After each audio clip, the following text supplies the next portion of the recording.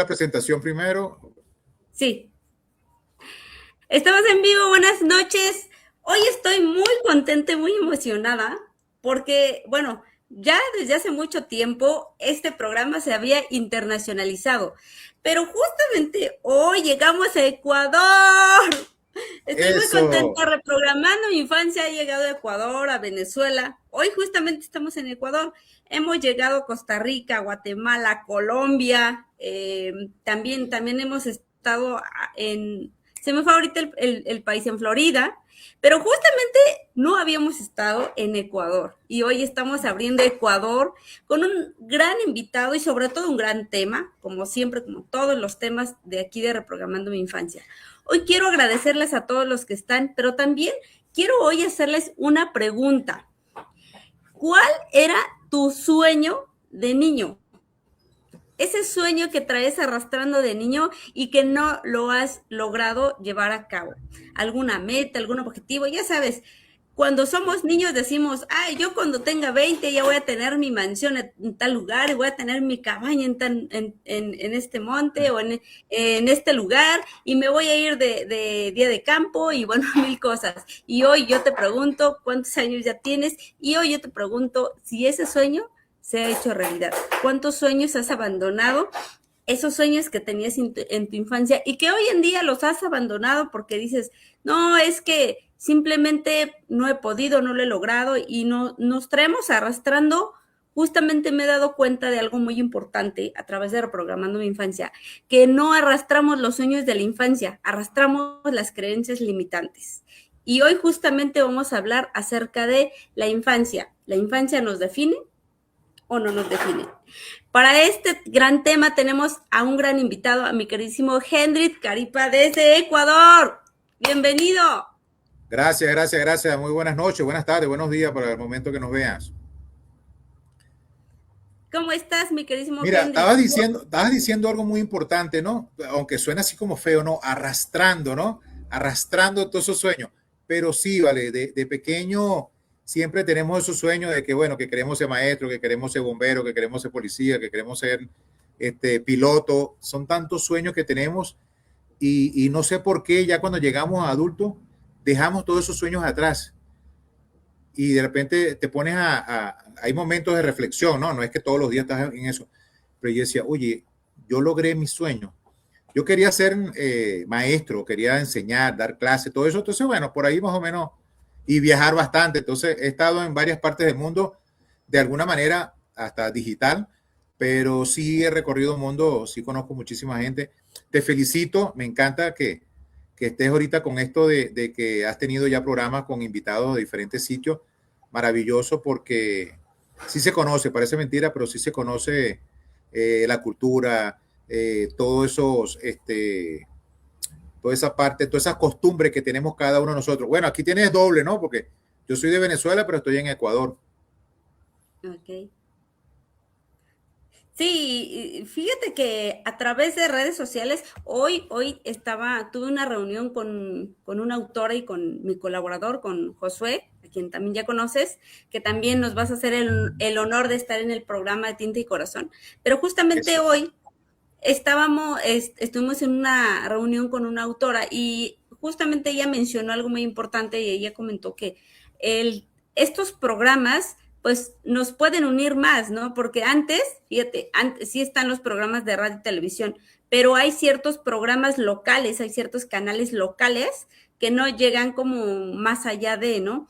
Pero a través de Internet hemos logrado pasar fronteras y hemos logrado llegar a otros lugares también de Ecuador, llegan a México, de Colombia llegan a México, de otros países llegan a México. Entonces es algo muy padre, es algo muy bonito, porque antes se pensaba que los networking solamente se hacían presenciales, justamente ahí en los lugares, ¿no? Pero hoy en día yo he logrado hacer colaboraciones con muchísimas personas extraordinarias como tú, mi querido Hendrik, que justamente hemos logrado hacer algunas colaboraciones. Hoy estamos haciendo una.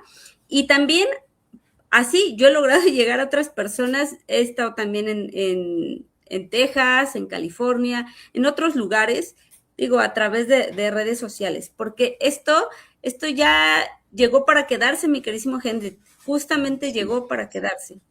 Y Sí, es que pues, fíjate, podemos darle incluso, Yuri, podemos darle las gracias a la parte de la pandemia, ¿no? Si bien es cierto que, bueno, la pandemia obviamente trajo cosas muy malas, como muerte de familiares, conocidos, amigos y otros seres humanos, ¿no?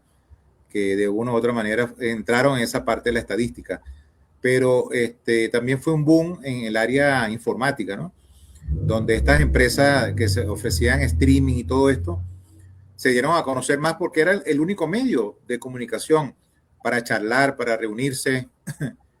Yo me acuerdo que en pandemia una empresa llegó a hacer hasta todos los días, hacíamos bailoterapia y todo este tipo de cuestiones. Entonces, de alguna manera, y se conoció, tú lo decías hace rato, se conocía, se conoce mucha gente.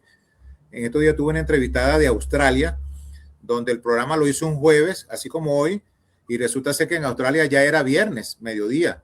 Entonces, qué maravilloso esta parte de poder de alguna manera enlazar y estar conectado con diferentes personas en diferentes partes del mundo y en vivo, pues. Entonces, maravilloso, maravilloso esta parte de las comunicaciones y por supuesto digitales. sí, está extraordinario. Sobre todo, mira, hay veces que sí, por ejemplo, los temas que ya se graban y que se quitan como todos los errores y lo ponen súper perfecto en los canales, que está muy bien y que también pues, prácticamente es algo muy bueno porque ya está, ya no hay errores ni nada, Es pero válido, pues es válido. justamente el hecho de estos programas en vivo es esta parte, ¿no? De lo real, de que la gente justamente puede a veces interactuar con el invitado, que pueda preguntarle, que sepa, ¿no? Que es algo real y que, bueno, va más allá de leer una escaleta, de leer un guión, que es algo muy real, muy orgánico y que, bueno, sale también desde lo más profundo de nuestro corazón. Pero bueno, Sí, sí. para no darle más vueltas al tema, voy a Ajá. presentarte, mi queridísimo Hendrik. Tú eres mentor de vida, conferencista internacional y autor del libro Descubre tu propósito de vida. Tu trabajo se centra en acompañar a personas, líderes y equipos a gestionar sus emociones, a tomar mejores decisiones y convertir los desafíos en oportunidades de crecimiento. También eres líder de yoga de la risa. Eres cofundador de Conferencistas Sin Fronteras y actualmente presidente del capítulo Ecuador de la OMCC y CICE. Más allá de tus títulos, eres un ser humano que has tenido que empezar de nuevo, cruzar fronteras y reinventarse. Y hoy compartes este camino para ayudar a otros a hacer lo mismo. Bienvenido, mi queridísimo Hendrik. Y Gracias, hoy gracias. vamos a hablar acerca de justamente esa parte, ¿no? Que mencionábamos hace un momento de la infancia, cuando nosotros pues tenemos estos sueños, tenemos estas metas, cuando somos niños somos unos soñadores impedernidos, ¿no? Que bueno, sabemos que por soñar no se paga, pero también cuando somos niños pasamos por una serie de obstáculos y por muchísimas cosas que pueden llegar a ser destructivas para nuestros sueños y para nuestras metas. Y cuando nosotros llegamos a la adultez, pues prácticamente aquí traemos arrastrando algo que justamente lo que mencionaba, ¿no? Son las creencias limitantes. Y justamente eso es lo que hace también nuestra inconsciencia. A veces actuamos de manera inconsciente, de manera automática, que ya no es como que lo esté pensando. ¿Qué pasa cuando uno va a buscar un trabajo y trae sus creencias de la infancia desde niño que le decían, tú no vas a poder, no sirves para nada? Y justamente estas creencias te autosabotean sin que tú te des cuenta. Vas a pedir un trabajo y te regresas a en la entrada de la oficina porque dices, no, pues no voy a poder, este trabajo no es para mí, ¿no? Y te regresas. Entonces, realmente es el título, tu infancia no te define, pero tu inconsciencia sí. Dime, vamos a abrir, mi querísimo Hendrik, con una pregunta. Me gustaría saber cuáles eran tus sueños de niño. Mira, de sueño de niño, como te dije inicialmente, era ser profesor, viajar. Tú sabes que, como tú lo decías ahorita, uno tenía muchos sueños y siempre hago ese juego de palabras que no es lo mismo tener muchos sueños que tener muchos sueños. ¿Ok? Ah, Entonces, sí. porque tener muchos sueños sencillamente es que te quieres acostar a dormir y ya. pero tenés muchos sueños que tu mente siempre está volando y quieres ser piloto y quieres ser bombero, quieres eso, pero siempre me llamaba la atención esa parte de ser profesor, ¿no? De enseñar, a pesar de que no tenía ningún tipo de base, ¿no? De niñito, ningún tipo de base. Pero fíjate que tú has dicho algo muy importante, esas creencias limitantes. Yo tenía una maestra que uno peca por inocente, ¿no? Entonces, por ser inocente, yo le decía, no, yo quiero ser maestro. ¿Y qué vas a estar haciendo tú maestro? Tú no estudias, que no sé qué más, ponte a estudiar lo que tienes que hacer. Wow. Y entonces pasa esa parte, ¿no? De que si uno se pone a prestar atención a lo que te decía, imagínate, te lo decía tu maestra.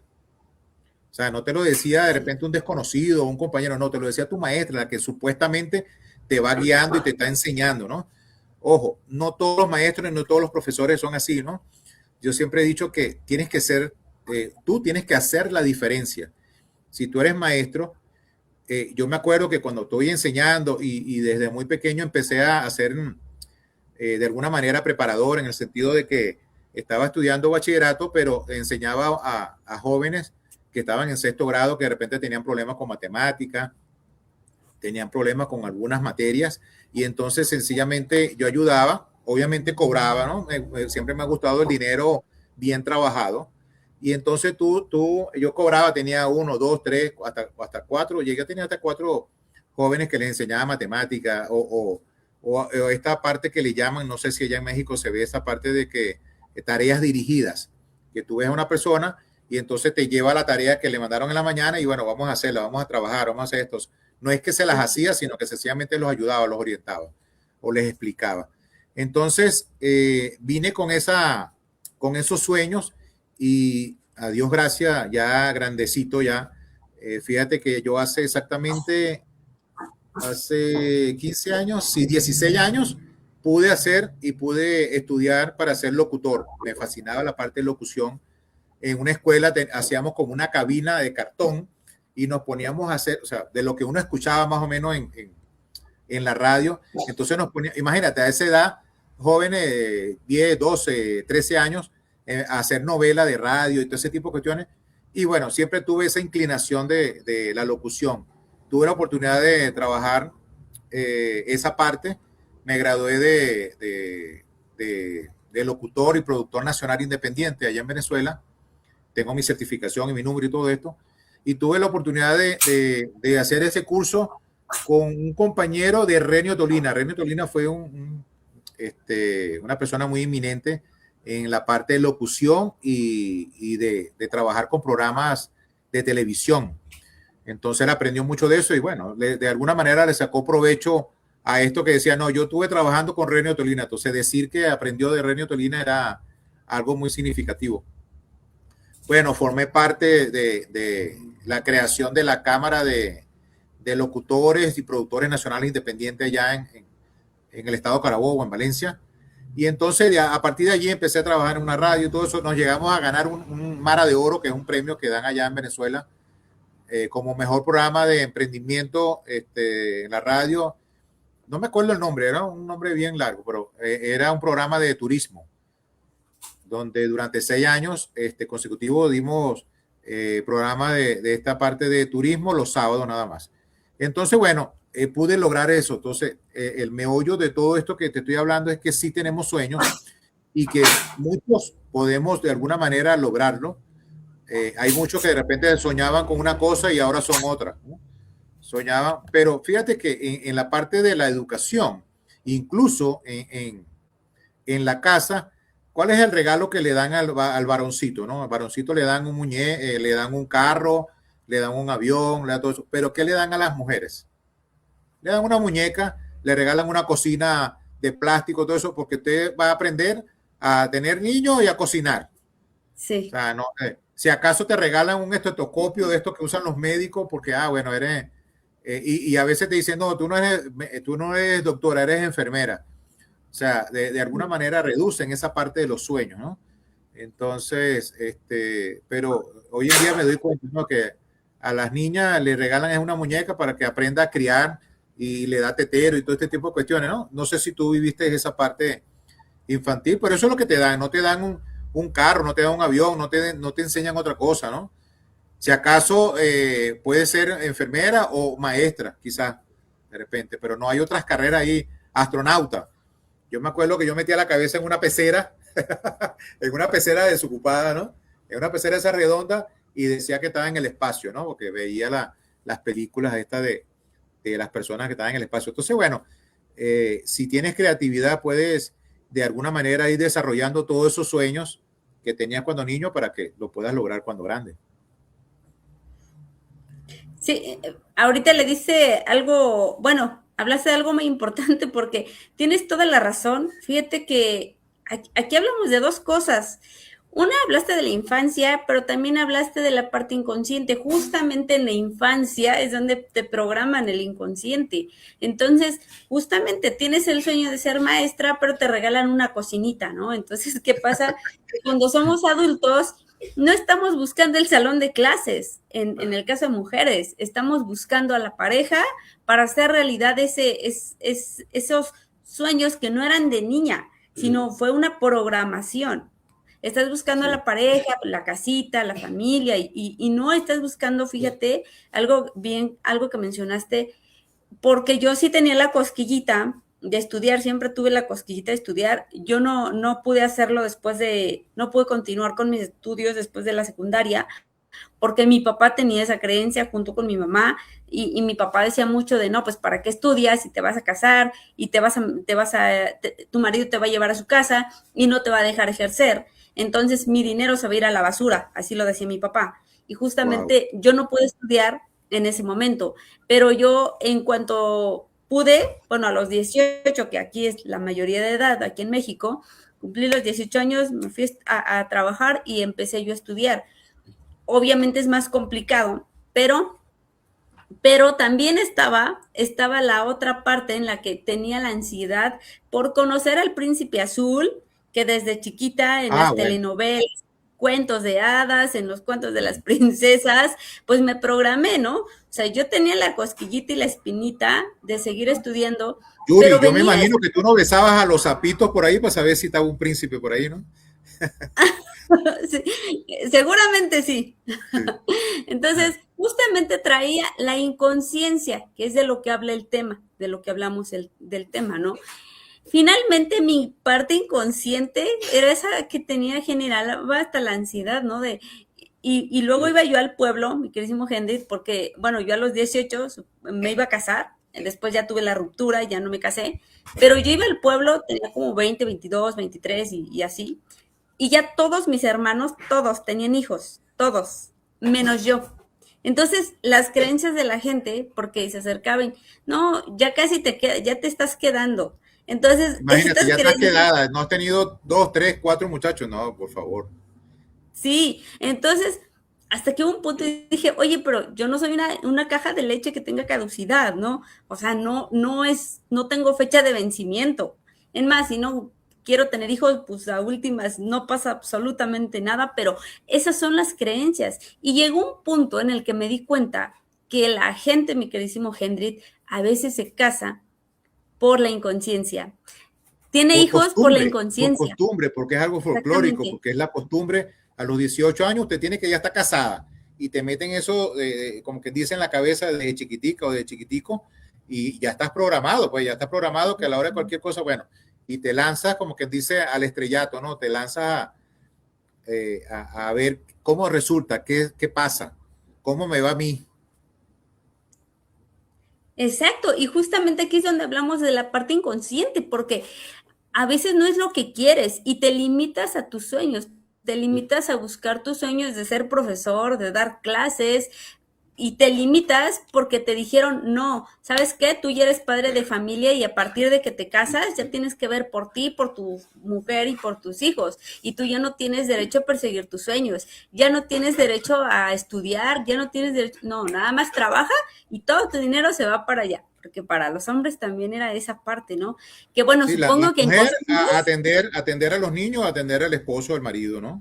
Y el hombre, bueno, a trabajar como dicen vulgarmente por ahí, a trabajar como un burro para que mantengas a tu familia ya, y trabajar y más nada. O sea, ahí se cierra de alguna manera el ciclo, ¿no? Tienes que ser obrero y trabajar porque ya tú tienes una mujer y tienes un niño, dos, tres, hasta cuatro, porque también a veces no se compran un televisor primero, entonces se distraen de otra manera, entonces empiezan a tener muchachos como los Acure, ¿no? Tener y tener y tener, tener, de una manera irresponsable quizás. A veces, bueno, por la misma, pudiéramos decirlo, la ignorancia, los estudios que en la escuela no te dicen que hay métodos anticonceptivos, todo este tipo de cuestiones, bueno, y se cae en eso, ¿no? Hoy en día ya sí está un poquito más proliferado, pero incluso tú puedes ver, y en todos los países, tanto Latinoamérica, Centroamérica, de que hay niñitas de 13, 14 años embarazadas. Entonces cambian el Bueno, en jugar. Europa no se ve eso. Mira, no sé, lo que pasa es que en Europa un punto atípico porque como en Europa la mayoría de las personas son de edad adulta, entonces hay pocos niños, ¿no? Entonces de repente el que está por allí lo ponen a hacer otra cosa en vez de ponerse a inventar, ¿no? Pero cuando hay dos, tres, cuatro hijos, entonces que de repente no reciben la educación que deben recibir, que andan en la calle todo el día, que quizás se ponen a trabajar porque, bueno, en la casa hace falta, no puede estar en la casa puro comiendo, comiendo, entonces la misma Sí. familia, el papá, la mamá dice, bueno, vaya para la calle, vaya a ver qué consigue. Entonces, ese tipo de sistema te obliga a que, bueno, a corta edad, bueno, se pongan a inventar y haya esto, pues, de que niñas embarazadas de 13, 14 años que da lástima. Pero bueno, el tema de ahorita es que sí tenemos sueños, sí hay creencias limitantes, infundadas quizás por tu familia, como tú lo decías, tu papá que decía que, bueno, ¿para qué vas a gastar real en mi hija en estudio? Porque cuando se casen no te van a dejar ejercer, imagínate tú. Como las creencias infundadas desde de lo que tienes a tu alrededor. Tu mismo compañero de clase que de repente te dice, no, pero ¿qué vas a hacer tú? Tú tienes que ser como nosotros. Vamos a vaguear, vamos a echar broma por ahí, vamos a beber, vamos a fumar. Entonces empiezas a conseguir una serie de factores a tu alrededor que obviamente influyen en tu futuro, en tu presente y en tu futuro. Hendrik, me gustaría que nos compartas 3 cosas que tú llegaste a hacer de manera inconsciente y que te limitaron para llegar a tus sueños. Mira, de manera inconsciente, bueno, fíjate, yo soy uno de los sobrevivientes de meningitis, a mí me dio meningitis de meses de nacido, y entonces yo no sé si tuve esa particularidad en el caso de mi mamá que de alguna manera me sobreprotegió, y entonces a mi mamá le dijeron, mire, a lo mejor él va a ser mudo, a lo mejor es sordo, a lo mejor va a ser esto, va a ser lo otro, va a ser de alguna manera atrasado en los estudios, todo esto. Y entonces yo estudié por osmosis, ¿no? Tenía libros alrededor, tuve la oportunidad, y siempre se lo digo, un primo que tiene 2 años más que yo escuchaba que le hacían a él las tareas, viví en casa de unos tíos, y entonces le preguntaban algo, le preguntaban la tabla de multiplicar, le decían una serie de cosas y yo no la sabía, pero la aprendí no porque por obligación, sino porque lo escuchaba, aprendí como los loros, a escuchar, a escuchar. Entonces mi mamá nunca me llegó a obligar, como quien dice, a que tenía que estudiar, que tenía que hacer esto, pero sin embargo yo de alguna manera resalté, ¿no? O fui disruptivo en esa educación de tanto cuidado, ¿no? Porque los médicos decían, no lo obligue a estudiar, no le haga esto, no le haga lo otro. De hecho, cuando fui creciendo, que iba a estudiar ingeniería de sistemas, a mi mamá le dijeron, no, pero ese muchacho se vuelve loco porque estudia sistemas, estudia ingeniería, ese se vuelve loco con la matemática y todo este tipo de cuestiones. Y aquí estoy yo, todo de loco tenemos todo un poco, ¿no? Como dice el dicho. Entonces hubo esa creencia, ¿no? De que yo no iba a estudiar, yo no iba a hacer nada por cuestiones quizás médicas, ¿no? Quizás de creencias que para esa época el que a ti te diera a principio meningitis, te podías quedar, de alguna manera iba a tener cierto atraso en cualquier cosa. Yo sí aprendí a hablar creo que a los 2 años y ya después nunca callé, ¿no? Más bien hablaba de más. Parece que esos 2 años estaba recopilando todo eso para hablar y hablar y hablar y hablar.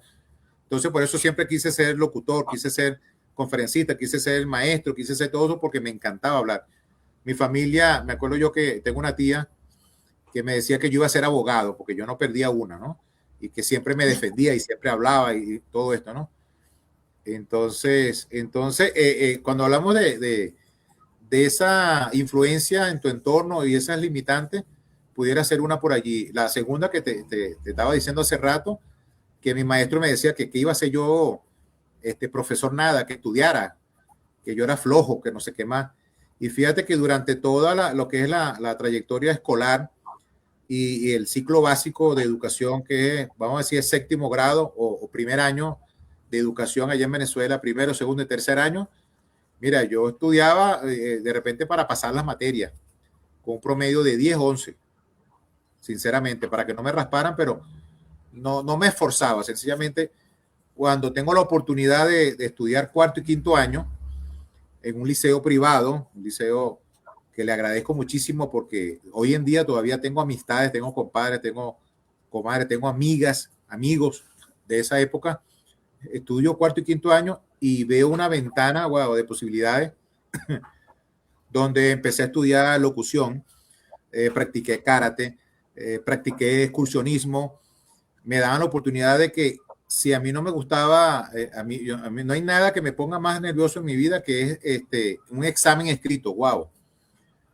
Pero me daban la oportunidad de hacer un examen tipo oral, donde me preguntaban, entonces yo decía, yo lo veía como una ventaja, y decía, bueno, pero si yo puedo hablar, puedo defenderme, puedo inventar, puedo, entre las palabras puedo convencer al profesor, qué sé yo.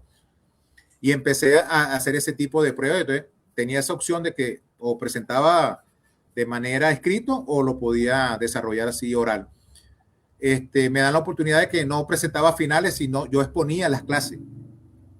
Si yo desarrollaba un tema y lo exponía, me evaluaban porque exponía, ¿no? Entonces, tuve la facilidad de hablar de esto, de las láminas, de conversar, todo eso. Entonces, de una u otra manera hubo un destape allí en esa parte de poder enseñar en cuarto y quinto año. Ahí fue donde decidí estudiar informática. Me iba a ir por la carrera militar, me fascina la milicia. Gracias a Dios que no estudié eso porque, bueno, ustedes saben ya las consecuencias o todo lo que pasó militarmente en Venezuela.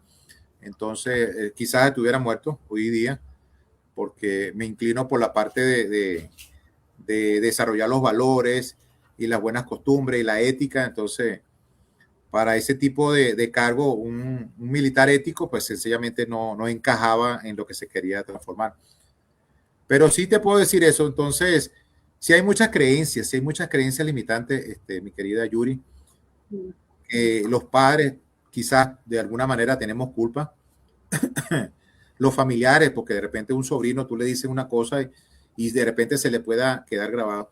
Pero fíjate que yo tuve, paralelamente, yo tuve como un desahogo en el sentido que a mí me gustaba jugar muchísimo. Entonces no tengo esos traumas de que si me decían algo me iba a quedar pensando y me iba a quedar llorando porque me dijeron esto. No, yo me ponía a jugar todo eso y de alguna manera olvidaba o bloqueaba esa parte que te decía, ¿no? Hoy en día sí hay niños, hay personas, hay adultos que de niños le dijeron algo y de repente se quedaron con eso allí trancado y no lo dejaron salir, no lo dejaron desahogarse o que se escapara. Como me decía siempre mi mamá, a ti como que te dicen una cosa por un oído y te sale por el otro.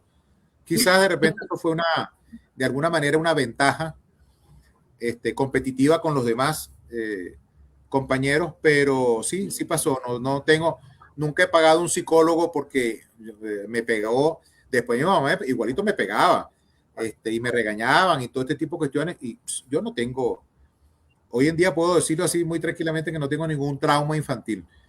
Y yo hoy en día le he hecho broma a mi mamá y le digo, no, mamá, o sea, tú no das, es más, mira, a veces le pegaban a mi hermana y mi mamá decía, bueno, pero ven acá tú que tú me debes unas cuantas de hace tiempo y pácata y palo y te pegaban y yo decía, pero bueno, yo no tengo la culpa de nada. No, pero vamos a aprovechar de una vez y te pegaban. Yo decía, y yo por eso no tengo ningún tipo de trauma ni ningún reconcomio con mi mamá ni nada por el estilo. Hoy en día le doy gracias a Dios todos los días, de verdad que la crianza que me dio y de todas esas buenas costumbres me enseñó a trabajar desde joven. Yo trabajé con mi mamá en un emprendimiento, ella hacía las empanadas y yo salía en las tardes a venderlas. Te estoy hablando de tenía 8, 9 años y de ese momento estoy en la calle en el sentido de estar trabajando, de conocer el dinero, el vuelto y todo ese tipo de cuestiones. Ahí aprendí a sumar, obligatoriamente tenía que sumar y multiplicar y todo esto. Y entonces me gustaba ese salir en las tardes a ganarme el pan de cada día. De verdad que era fascinante.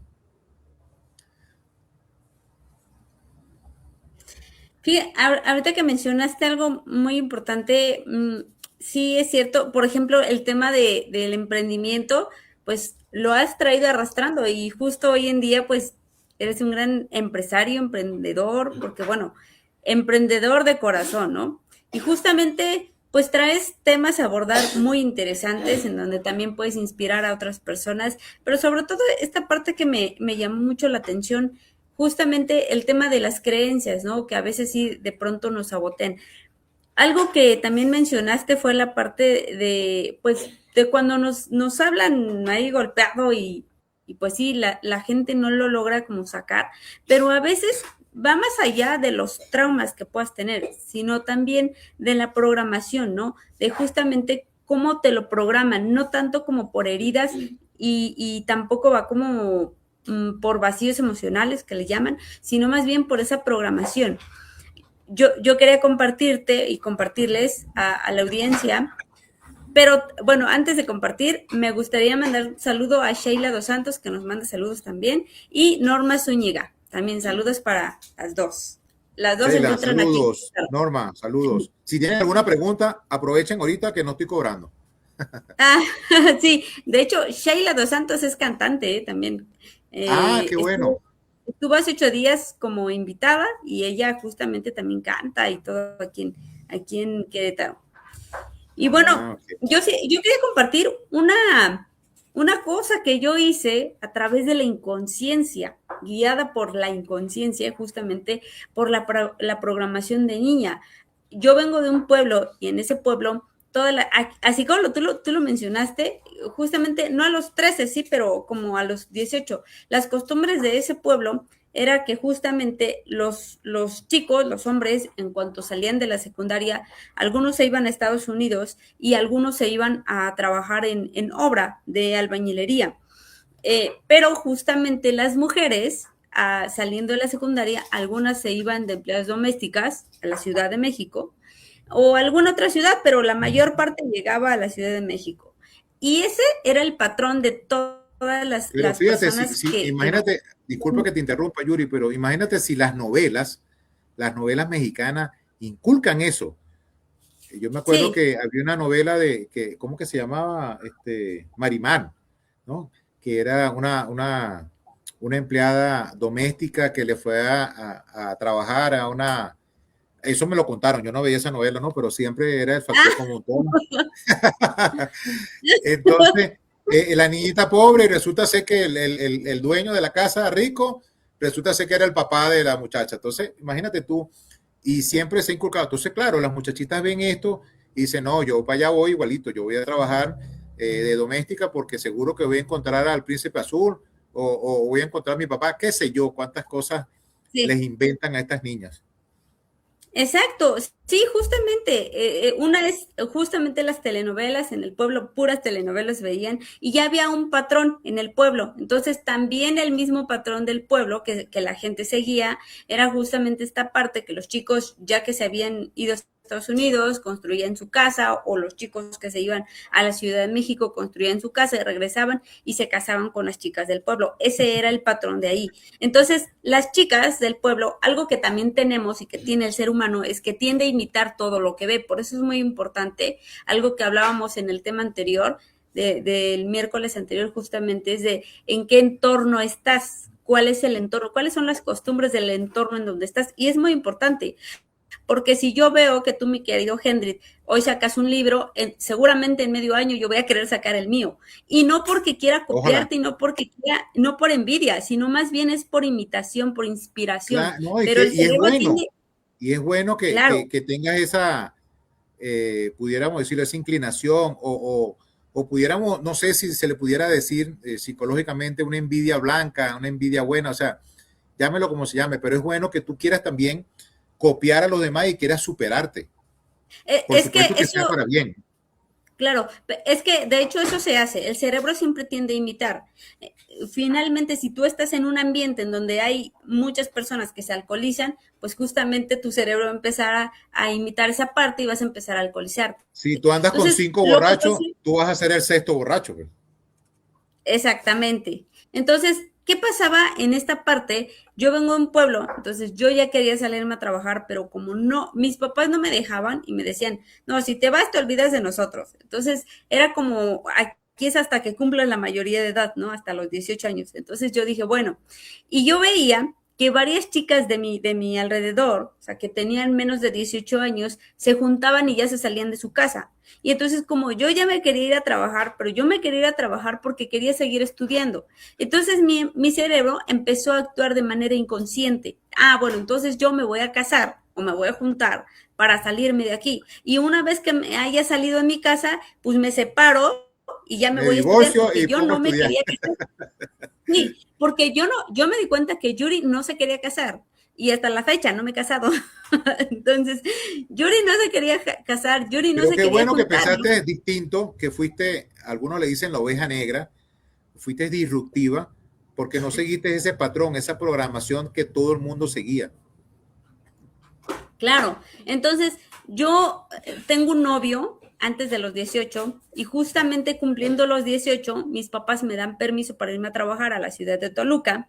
Llego a Toluca a trabajar y ahí conozco, igual de empleada doméstica, fue mi primer trabajo, hasta ahí no pude romper ese patrón, pero con las personas con quien llego, me dice la señora con quien llego y me dice, ¿por qué no estudias? Yo, no, pues si ese es mi sueño, yo quiero estudiar. Y me Qué empieza a bueno. platicar de las cosas y me dice, mira, los sábados pues tienes tu día libre, sábados puedes estudiar sábados, domingos, o sea, los que tú quieras. Y yo empecé a estudiar sábados. Después yo solita me hice la pregunta y dije, bueno, si lo que yo quería era salir a trabajar para estudiar, ya estoy trabajando y ya estoy estudiando, pues ya para qué me caso. Y entonces, bueno, agarré de pretexto una situación por la que pasamos, o bueno, de la que me enteré, y bueno, ya, troné con esta persona, troné con el chico y dije, ¿sabes qué? Ya, afortunadamente no pasó a mayores, pero sí quiero compartir que tomé la decisión de casarme por una inconsciencia, mi querido Hendrik.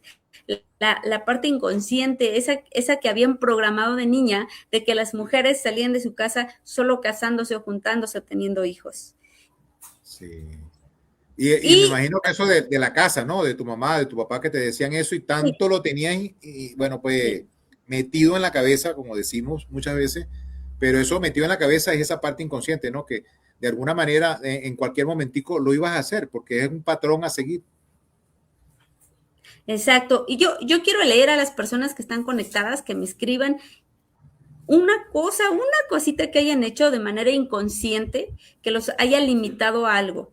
En mi caso, digo, afortunadamente tomé una decisión de ya no, pero sí te puedo decir que me limitó en ciertas cosas porque justamente pues esa parte en donde estuve dentro de la relación pues sí hubo un desgaste, ¿no? Hubo un desgaste emocional que finalmente no duré muchísimo, pero sí pude haber llegado al matrimonio solo por actuar de manera inconsciente.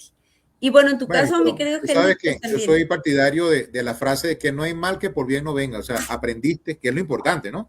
Que hayas aprendido, que hayas agarrado experiencia y que hayas mejorado. Y ahí donde yo entro en la parte de la antifragilidad, ¿no? De que las cosas que te pasan, pues te levantas, pero aprendes de ellas, porque no vas a volver a caer en lo mismo. Aprendes de ella para no cometer ese mismo error. Tal vez, obviamente vas a cometer otros errores, pero siempre hay que verlo como un aprendizaje continuo, es el proceso, pues. Exactamente, sí, justamente es eso. Y hablando esta parte de la infancia, de que pues bueno, justamente nuestra infancia no nos limita, porque algo que mencionaste muy importante y qué bueno que en tu caso no te limita, pero hay varias personas que yo me he encontrado y que sí dicen, ay, es que no he podido ser feliz porque no he soltado, porque cuando era niño, no sé, tuve abandonos, tuve el rechazo, tuve esta parte. Pero aquí es donde quiero saber, ¿es la infancia, es el recuerdo o es la parte inconsciente, mi querido Henry? Mira, la infancia indiscutiblemente influye. Influye porque es tu entorno diario, es lo que estás viendo, es el ejemplo, es el vecino, o sea, tú estás viendo eso, pero no define, no define por ti, no te define como tal. El problema es que muchas personas nunca cuestionan lo que aprendieron, nunca lo cuestionan, sino siguen como borreguito por el caminito que van los otros, entonces tú vas ahí también. Entonces, no se ponen a reflexionar, no se ponen a cuestionar, no se ponen a ser disruptivos, en caso que lo que tú hiciste. Entonces no viven desde su conciencia, viven desde su programación, lo decías tú. Entonces, la idea, por supuesto, es ser disruptivo. Definitivamente tienes que ser disruptivo y pensar distinto. Pensar distinto no es malo. Pensar distinto no es que tú eres un mal hijo o eres, como siempre lo digo yo, la oveja negra de la familia. No, no. Pensar distinto es romper el patrón. Romper el patrón y bueno, si todos hicieron esto, bueno, yo voy a hacer esto distinto. Vamos a ver qué resulta, porque si no, ya tú sabes cuál va a ser el resultado, porque lo has visto, pues, con tus hermanos menores, con los vecinos, con tus primos, con familiares, con conocidos. Entonces, eso es importante, ser disruptivo. Entonces, pero sí, la infancia influye enormemente. La cuestión está en qué vas a hacer tú con eso que aprendiste. ¿Vas a continuar? ¿Vas a repetir el mismo patrón? ¿O sencillamente vas a hacer algo distinto? El mismo Albert dice que si tú quieres resultados distintos, pues tienes que hacer cosas distintas. No vas a hacer lo mismo.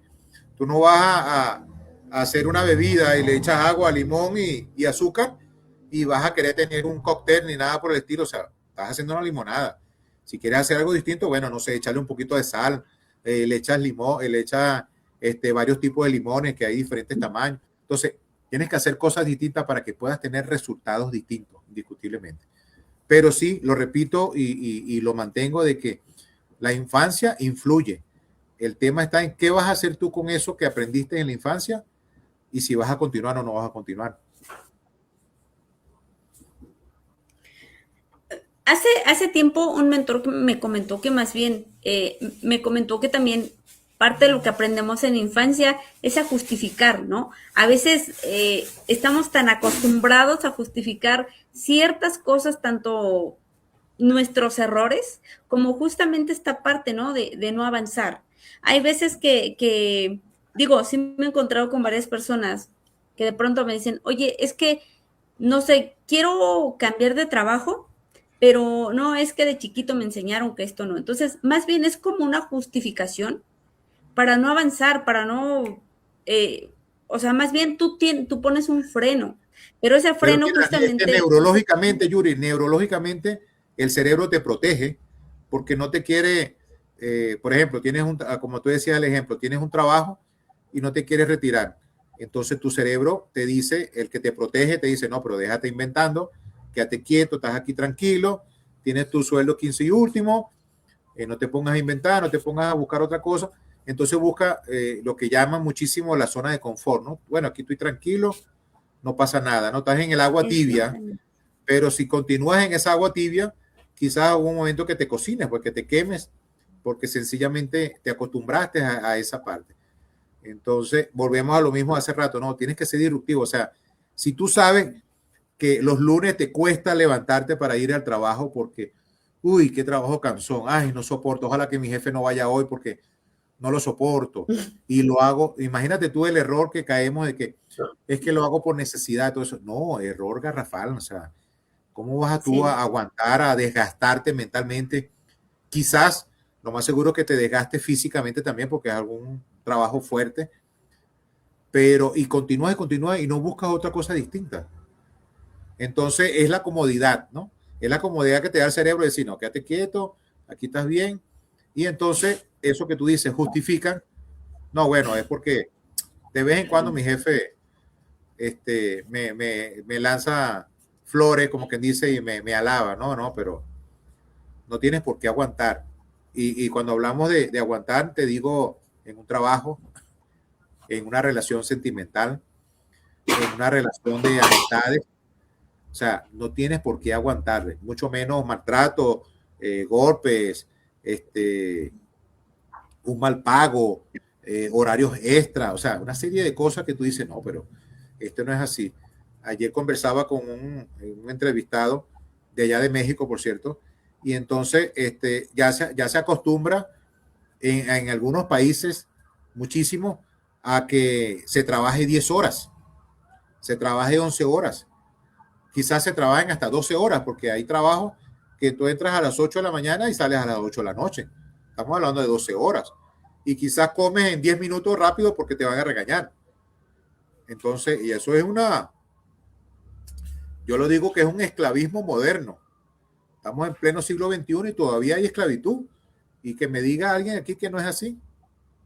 Y no es que estoy alborotando al sector empresarial ni al sector en la parte de los empleados, sino que hay cosas. Lo ideal, fíjate, hay empresas modernas, muy productivas, y tú trabajas 4 o 5 horas, que sería lo ideal, ¿no? Sería lo ideal. Sí. Pero tal vez produces lo que produce alguien en 8 horas, en 10 horas. Eres más productivo en esas horas nada más. Entonces, oye, ¿dónde está ese trabajo? Sí lo hay. ¿Qué tienes que hacer? Pues buscarlo. Olvídate que el trabajo va a tocar tu puerta. Te va a decir, epa, mira, tú quieres trabajar 4 horas y ganar el doble de lo que estás ganando ahorita. Eso es embuste, eso no lo vas a conseguir. Eso tienes que buscarlo. Tú tienes que salir de esa zona de confort, esa zona de tranquilidad, esa zona de costumbre y salirte, romper el patrón, ser disruptivo. Eso es lo que tienes que hacer. Es la única manera. Justamente le acabas de dar también algo muy importante. Hace poco yo hablaba con una persona, es una chica que tiene un turno nocturno, justamente. Ella tiene migraña y ya desde hace tiempo, pues bueno, una vez me habló y me dijo, oye, me siento muy mal. Y le dije, bueno, que no puede ser el tema de que estás trabajando de noche, que pues no te permite descansar bien. Justamente un saludo para todos los que trabajan de noche, pero justamente, y yo decía mis respetos, porque ella me platicaba, y no nada más ella, conozco a varias personas que trabajan de noche y que justamente al otro día salen, llegan a su casa, desayunan y no duermes las mismas horas de día que de noche, por Te lo digo mucho que... yo que trabajé de noche en un hotel y entraba a las 9 de la noche y salía a las 9 de la mañana. Y por mucho que tú duermas, hubo un momento que llegué a tomar pastillas para dormir. O sea, yo Sí, tenía un solo día libre a la semana y me tomaba, ese día que tenía libre, me tomó una pastilla para poder decir, oye, voy a dormir. Porque de paso trabajaba casi 12 horas, o mejor dicho, 12 horas. sí, sí, El trabajas más. camino de mi casa al trabajo eran 2 horas. Ah, Entonces, si restas 2 horas de ida y 2 horas de venida, son 4 más las 12 son que 4, estaba trabajando. Entonces, ¿cuánto te dormía? quedan 8. 8, y de esas 8 también le quitas la parte que te tienes que bañar, te tienes que tomar tus Claro, que alimentos, tienes que todo. comer, que tienes que todo esto. O sea, era una cuestión de que yo sentí que me estaba acabando, me estaba destruyendo yo mismo. Entonces, pero hasta que no tomé la decisión de retirarme, pues no mejoré. Pero yo tenía compañeros que tenían ahí 4 o 5 meses más que yo, y yo le decía, chamo, pero ¿y tú vas a seguir aguantando? No, vale, pero es que, conchale, no, eso no es así. Y me retiré, pues, De pero trabajé 3 meses, pero yo me sentía como esclavo, yo me sentía como esclavo, pero estaba la otra cara de la moneda, que era había la necesidad de trabajar, y ese era el único trabajo que tenía en ese momento. Pero yo dije, no, pero si yo voy a estar allí, te estoy hablando hace 8 o 9 años. Eso fue en Perú, cuando trabajé en Perú. Entonces, yo dije, no, pero es que si no me retiro, ¿cómo voy a conseguir otro trabajo? Entonces sigues en ese círculo vicioso de trabajar por necesidad, no buscas otra cosa nueva, no haces otra cosa nueva y sigues ahí. Y ahí muchos se van a morir. justamente diste un buen ejemplo porque esta es una acción inconsciente que muchas de las veces hacemos. Digo, hace la gente, porque yo he tenido muy pocos trabajos estables, Claro, entonces, pero sí, sí, ¿qué crees que algo que yo he tenido desde que era joven, desde mi primer trabajo, es algo, si algo no me parece, si algo no aguanto, renuncio y vámonos a buscar otro. Fue una de las creencias limitantes que no arrastré en mi vida, ¿no? Esto de tener que aguantar en un trabajo por la necesidad, eso era una creencia, es una creencia que te limita a buscar otros trabajos que, como bien mencionas, sí hay trabajos donde te pagan bien, sí digo, obviamente también tampoco pretendamos ganar más de si no hay como una congruencia, ¿no? Cierta congruencia. Pero justamente si hay trabajos mejores, si hay trabajos donde te den una mejor calidad, te den mejores beneficios, pero sobre todo en los horarios, ¿no?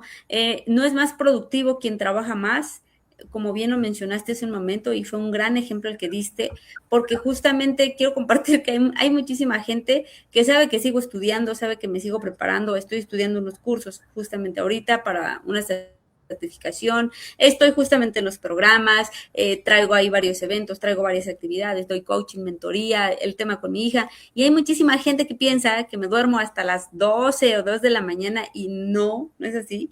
Y les comento, no me duermo a las tales horas de la noche, al contrario, me duermo a las 9 de la noche cuando tengo programa, 9:20, 9:30, de hecho justo cierro programa, me lavo los dientes, pijama y vámonos a dormir. O A sea, dormirse bien. realmente sí, sí, yo no me desvelo, no soy una de las personas que me voy a desvelar, yo duermo mínimo 8 horas, eso sí, y cuando organizo eventos, cuando voy a eventos los sábados, que sí son los únicos días que me desvelo, sí me desvelo hasta las 4 o 5 de la mañana, pero domingo todo el día me duermo, el domingo me desconecto, no estoy para nadie, solamente lo uso en descansar.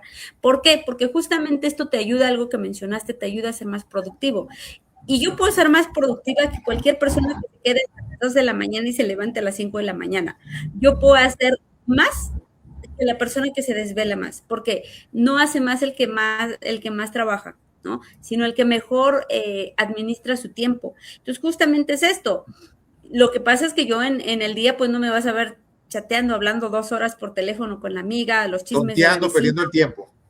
Claro, exacto. O sea, yo sí chateo, sí envío mensajes como contigo, oye, amigo, ¿cuándo el congreso? ¿Cuándo esto? ¿Cuándo el programa? O sea, Claro, que sean esa es conversaciones la manera, productivas, ¿no? conversaciones para bien. Exactamente. Exactamente, que van acorde a lo que estoy haciendo y que me esté acercando a mis metas. Pero justamente eso es lo que ayuda y esa es la parte productiva. ¿Por qué finalmente, algo que mencionaste, una persona puede estar 8 horas en su trabajo y yo me acerco y yo invito a todos los que nos están escuchando, acércate a un establecimiento, no sé, un establecimiento, acércate y la persona que esté ahí va a estar en el celular, va a estar haciendo todo menos algo que realmente sea productivo. ¿Por qué? Porque ya pasó mucho tiempo, sus horas productivas ya pasaron. Seguramente las primeras 4 horas sí estuvo barriendo, limpiando, si ese es su trabajo, sí estuvo enviando mails, sí estuvo checando reportes, pero después de las 4 horas ya el cerebro está cansado. Lo que quiere ya simplemente es distraerse. Y por eso vas a ver a las personas sus próximas 4 o 5 horas y que justamente la empresa le paga a las personas para esto, para ir al baño a cada rato, para ir al comedor, para estar en el celular. Es eso, realmente solamente pagan presencia, pero no pagan productividad. Y ese es como otro error, ¿no? Que a veces Pero tenemos. eso depende, Yuri, eso depende de donde trabajes. Por ejemplo, ¿has escuchado hablar del sueño americano? Bueno, Así, en ese sueño americano las personas trabajan, te pagan por horas, pero hay trabajos que tú dices, wow, pero como un país súper desarrollado y avanzado y todo esto, bueno, quizás por esa mentalidad son desarrollados, pero una cajera, por ejemplo, en Venezuela, una cajera de supermercado está sentada, tiene su asiento allí, tiene bebida, tiene todo eso y trabaja sus 8 horas sentada. Pero en Estados Unidos tú vas para un supermercado y la cajera está parada, no tiene una sillita, no tiene un banquito, no tiene nada. también Porque aquí hay en México. bueno, porque hay aquella mentalidad, aquella cultura de que parada vas a ser más productivo, vas a ser vas a estar más atento a tu trabajo. O sea, entonces son unas políticas que tú dices, wow, o sea, pero ¿quién hizo esto? O sea, entonces volvemos a hablar del tema de, o sea, somos esclavos del trabajo. Yo siempre, en Venezuela hay un dicho, me gustan mucho los refranes, muchos dichos, porque es la única manera de aprender. Dice, si el trabajo diera dinero, los burros tuvieran chequera. O sea, el burro Exactamente. está catalogado como el animal que, bueno, le montaban aquel poco de saco de mercancía, de leña, de papa, de lo que sea, y le sacaban, como que dice, toda su fuerza. y no por eso el burro cobraba y era bien remunerado, ¿no? Bien tratado.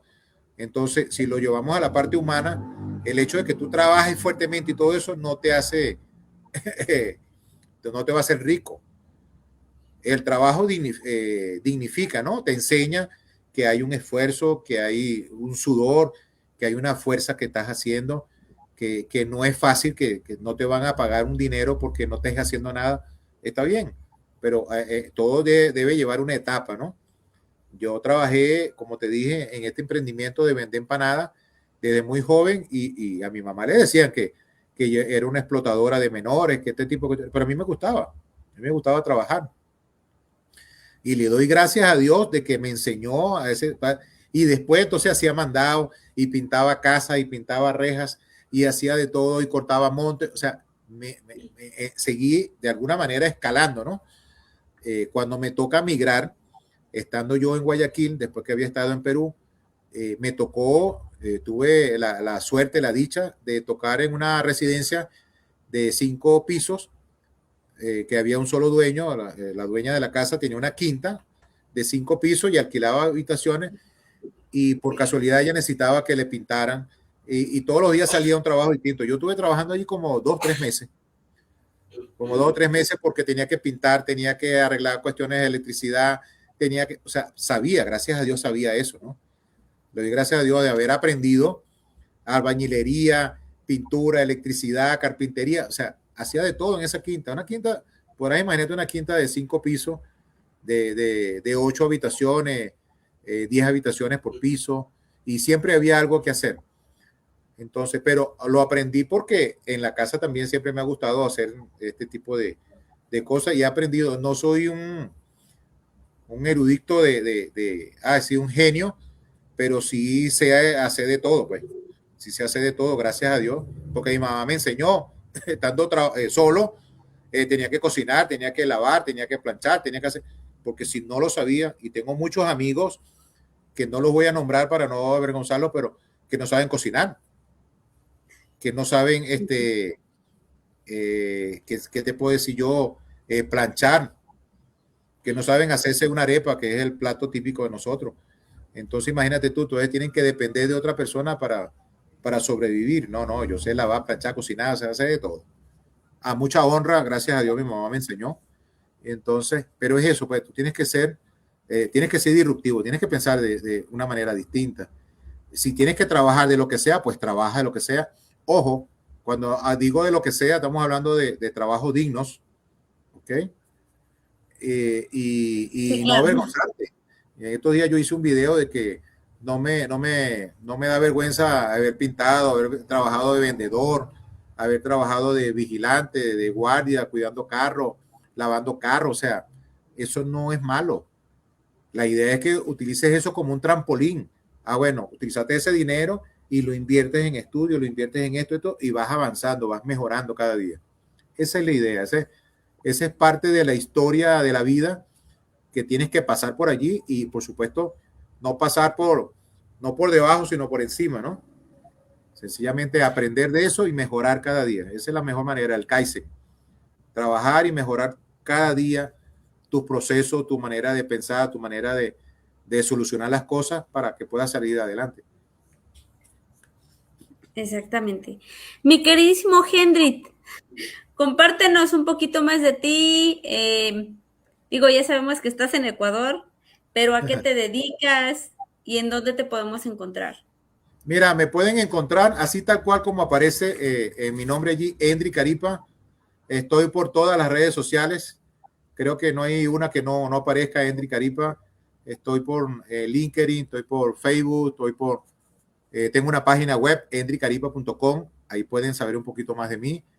Me dedico a la parte, bueno, el año pasado este año sí estoy un poquito, bueno, ya hice uno. Viene el segundo congreso. El año pasado hice 5 congresos internacionales online. Me dedico a dar entrenamiento, facilitación, llámese conferencias, llámese charlas, llámese webinar, llámese talleres, como sea, de manera online, de manera presencial. Como lo dijiste cuando me presentaste, soy actualmente el presidente de la Organización Mundial de Conferencistas y Coach de aquí del capítulo Ecuador.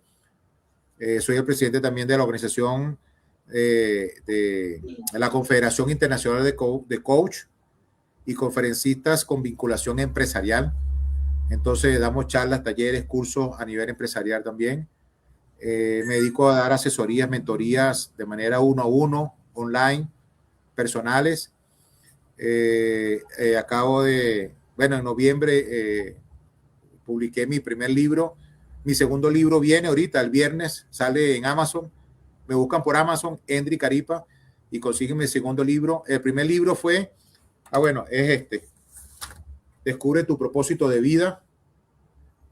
Libro donde te abre las puertas a redescubrir tu propósito, porque quizás hay personas que tienen 30, 40 años y no saben cuál es su propósito. Ahí lo vas a descubrir o lo vas a afirmar, decir, no me equivoqué, aquí estoy bien.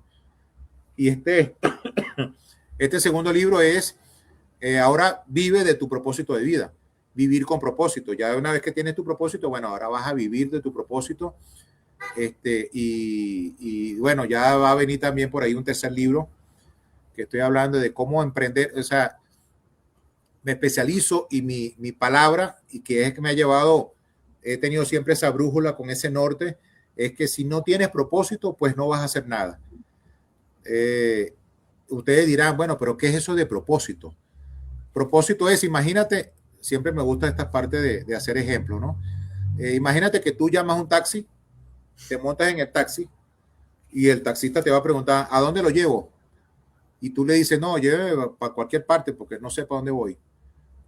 Ahí está tu propósito. Tú tienes que saber hacia dónde vas, hacia dónde te estás dirigiendo. Quizás te puedes desviar un poquito, quizás no es malo, siempre lo digo que no es malo retroceder, dar 2 pasos atrás para poder agarrar impulso, para poder dar el brinco, ¿ok? Pero tú tienes que saber cuál es tu propósito de vida.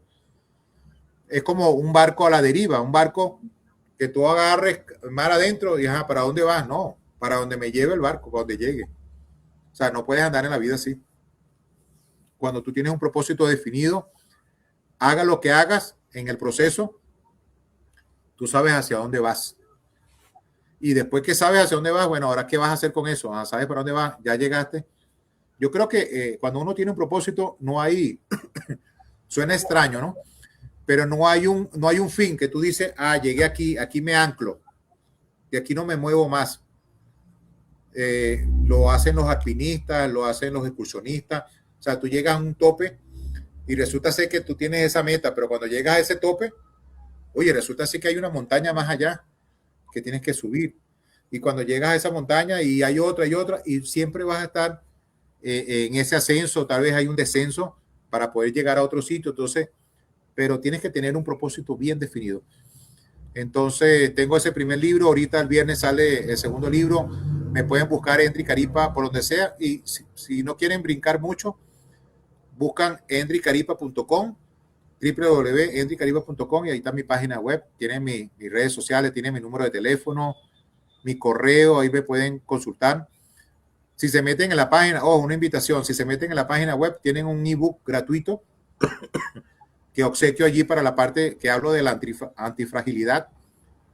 Para los que no saben qué es antifragilidad, Yuri, ¿tú sabes qué es antifragilidad? ¿Alguno de los que están viendo el programa sabe qué es antifragilidad? Bueno, antifragilidad es ser resiliente, pero te lo decía hace rato, ¿no?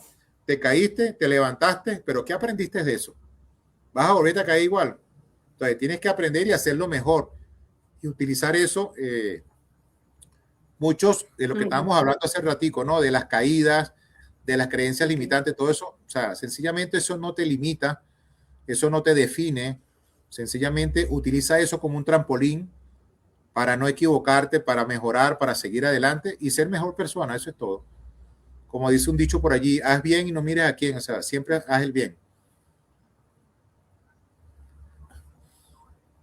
Ese es Endri Caripa. Excelente, mi querido Endri. Muchísimas gracias por todas tus palabras.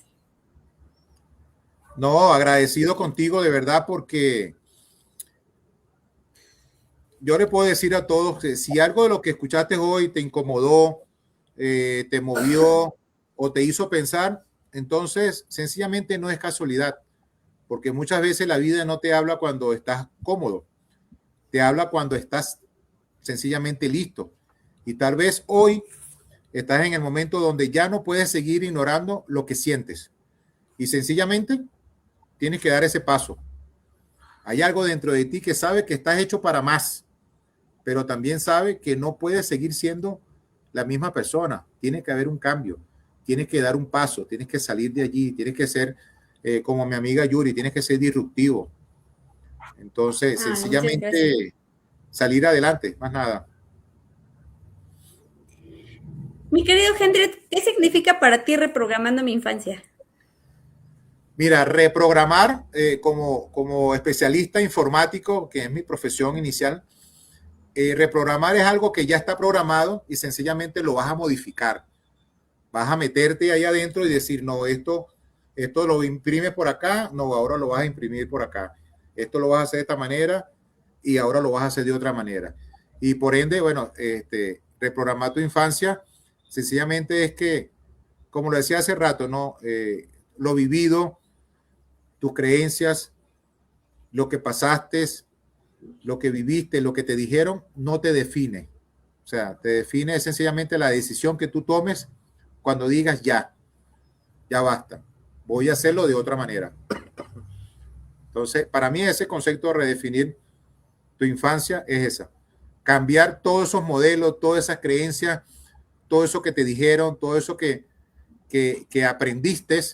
Hay una manera muy fácil, ¿no? De si aprendiste algo, bueno, tienes que desaprender eso y volver a anclar cosas nuevas y reprogramarte, redefinirte, ubicar. Es válido cuando tú estás en un mapa y tienes la brújula que te señala al norte, de repente, pero hay una montaña, hay un camino por acá, tú te desvías, pero tú sigues tu norte, tú sabes hacia dónde vas a llegar. Entonces, esa es la mejor manera de tener éxito en la vida, cuando tienes un propósito definido. Pues muchas gracias, mi queridísimo Hendrik, y gracias a todos los que se conectaron el día de hoy. También les adelanto que próximamente Hendrik Caripa va a estar presentando su libro, no sé si este o el nuevo, ya nos pondremos de acuerdo ahí, pero va a estar también en el programa Tinta y Corazón, el libro de tu vida. Estén atentos a la información, ya para decirles qué día va a estar, porque también recuerden que en ese programa tenemos regalos, libros de regalos y bueno, más Ahí cosas que se vienen. podemos obsequiar uno de mis libros, tal vez el nuevo o el viejo, dependiendo el que quieran. Claro, la idea es que primero descubre tu propósito para que después puedas trabajar lo que es vivir con propósito. Pero primero tienes que tener tu propósito bien definido. Sí, claro, sí, porque hay que descubrirlo primero. Bueno, Claro. pues muchísimas gracias a todos. Recuerden que el límite solo está en tu mente. Nos vemos el siguiente miércoles. Gracias, buenas noches. Gracias, Yuri. Encantadísimo. Y bueno, saludos a todos los que tuvieron y los que van a estar.